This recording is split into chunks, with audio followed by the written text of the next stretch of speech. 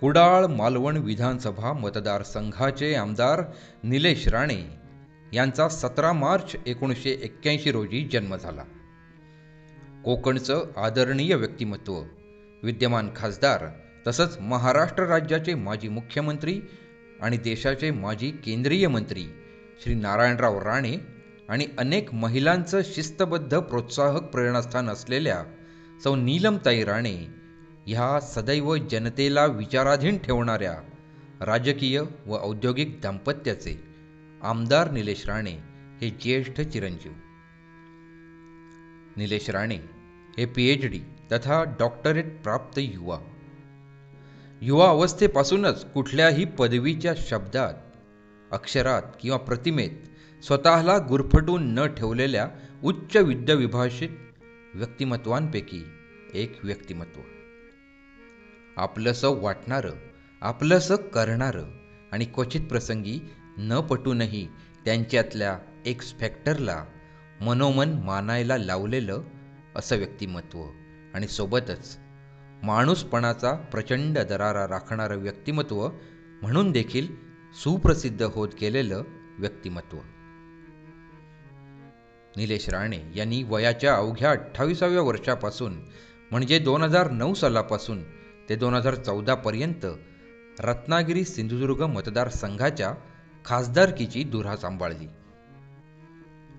त्यांच्या केंद्रातील लोकप्रतिनिधी म्हणून सर्वोच्च सन्मानाच्या खासदारकीचा कार्यकाल हा नेते निलेश राणे अशा प्रवासाची अभ्यासपूर्ण मुहूर्तमेढ होती.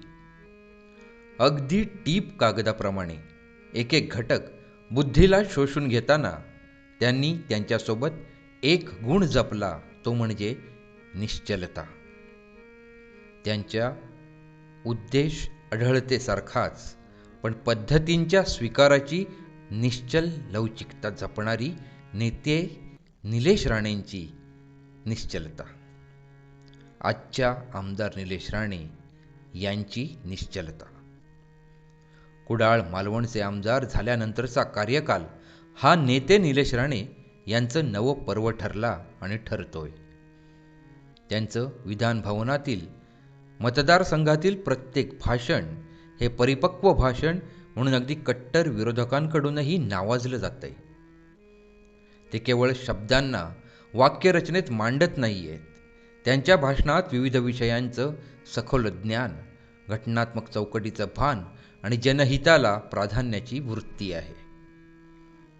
भाषणात मांडलेला प्रत्येक मुद्दा आकडेवारी, कायदेशीर पुरावे आणि काही ठोस तथ्यांवर आधारित त्यांचे असे मुद्दे आणि त्यांची अशी आकडेवारी, यामुळे त्यांची चर्चा विश्वासार्हतेकडून सकारात्मकतेकडे जाणारी आहे. संसदीय संकेतानुसार भाषेचा दर्जा आणि असंसदीय शब्दातील कुचकामीपणा जाणून वायफळ तत्वांना बाजूला सारत त्यांनी समोर आणलेले मुद्दे राजकीय वर्तुळाबाहेर सुद्धा लोकशाहीचा थेट विचार करायला भाग पाडतायत. स्वतःच्या मतदारसंघाच्या हितासोबत महाराष्ट्र राज्याच्या हिताचा आणि सामाजिक प्रश्नांचा प्रचंड अभ्यासू विचार त्यांच्या बोलण्यात जाणवतो.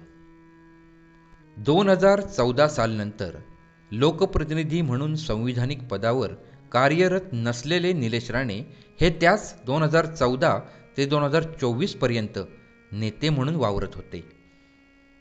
ते त्यांच्या राजकीय आणि सामाजिक गृहपाठाला अत्यंत सालसतेने निभावत होते. हे सिद्ध करणारं असंच त्यांचं लोकप्रतिनिधी तथा आमदार म्हणून वावरणं आहे. बोलताना आवाजातील चढ उतार, स्पष्ट उच्चार आणि त्यांच्या सदनातील सर्व सदस्यांशी असलेला संवाद देखील महत्त्वाचा ठरतोय, हेही विशेष नमूद करावं लागेल. त्यांच्या भाषणातून लोकशाही, न्याय, समानता आणि बंधुत्व यासारख्या संविधानातील मूलभूत मूल्यांचं प्रतिबिंब खास आमदार निलेश राणे यांच्या शैलीत प्रतिबिंबित होतंय. हेच ते लवचिक निश्चलतेच्या उद्देशाचं उदाहरण आहे. त्यांचे धाकटे बंधू मंत्री नितेश राणे हे सिंधुदुर्ग जिल्ह्याचे पालकमंत्री आणि राज्याचे मत्स्योद्योग व बंदर विकास मंत्री. दोघंही अथक जबाबदारीचे नेते. दरम्यान दोघांचं क्षणभरासाठी सुद्धा एकत्र आल्यावरचं हस्तांदोलन किंवा छोटंसं आलिंगन दोघांच्याही एकमेकांसाठी मनात असलेल्या हळव्या आणि तजेलदार बंधुत्वाचं विशाल जग दाखवून जातं. आमदार निलेश राणे यांचे लोकप्रतिनिधित्व हे त्यांच्या राजकीय नेतृत्वाला क्षणोक्षणी कसोटीवर उतरवलं जाणारं आणि स्वतःला अपार कसोटीसाठी सज्ज राहतं ठेवणारं व्यक्तिमत्व आहे.